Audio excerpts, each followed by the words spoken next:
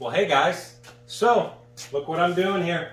I got another LS motor here. So I got a Suburban 2000, well, this is actually a 2003 Yukon Denali, and I am using this LS swap in a new project.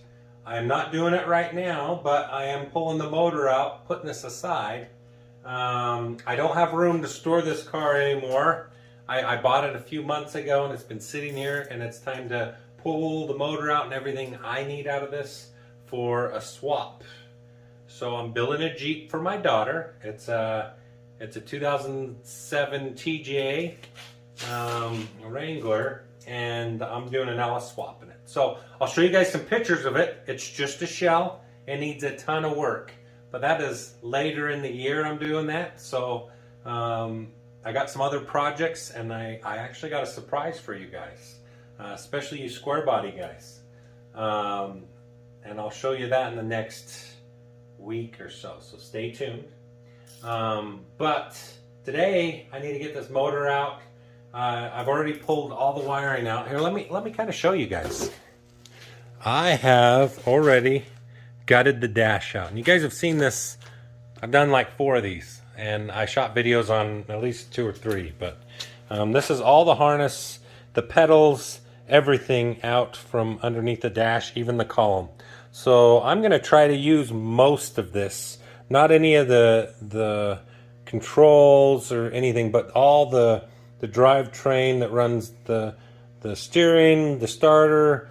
I'm not going to use the turn signals, and I'm going to try to use the 4-wheel drive because I'm going to use the transfer case out of this. I'm at least going to try. I may have to reevaluate that later, but I'm going to pull this out, get this motor so it can run just on a cart, and I'll slowly start weeding out the wires. I've done this before, and I'm going to keep a lot of the stuff so I can keep the cruise control, everything. It'll make the Jeep drive really good, but hey, it's going to be super cool. So I just kind of wanted to show you guys what I'm doing.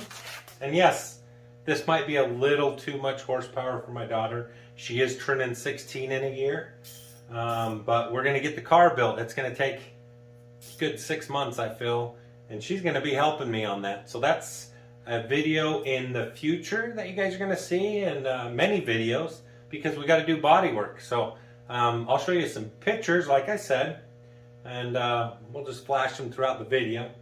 But I'm kind of excited. I'm going to use all the emission stuff, use the OBD2, use the cats. I'm using everything on this. So I'm not putting a cam. I'm not doing anything special.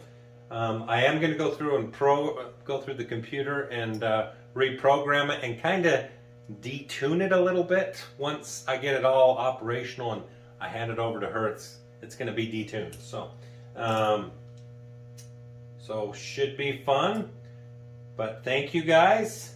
I'll continue shooting a little bit of videos of me pulling the body off and pulling the motor out. Just a couple little shots here in the next few shots here. So stay tuned. And then I probably won't leave a closing, but yeah, subscribe. Well, hey guys, so got the motor ready to pull. I still got a few things I got to do, but I wanted to pressure wash it and get kind of this grime off of it and kind of clean it up a little bit, just so I'm not getting so caca. But we are definitely moving along. It makes it a whole lot easier pulling the body off to get the engine transfer case, these fuel lines, the fuel pump. There's a bunch of things. I need these cats so I can make this engine pass emissions in the Jeep, because it's a 2007. But the body was super easy. It's seriously 8 bolts, and they're just sitting here in the chassis. They just stay into place. And the cool thing is it'll be easy to set back down because it's got these pockets. So I kind of wanted to show you where I was at with this and give you an idea how easy this is to pull the body off. I mean, basically just got to disconnect the rear brake lights and it pretty much lifts off. Undo the 3 bolts where the gas spigot is, which is right here.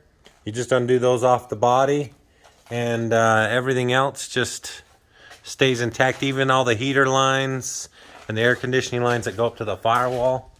The only thing you really have to do is disconnect the AC lines off the compressor that's up here.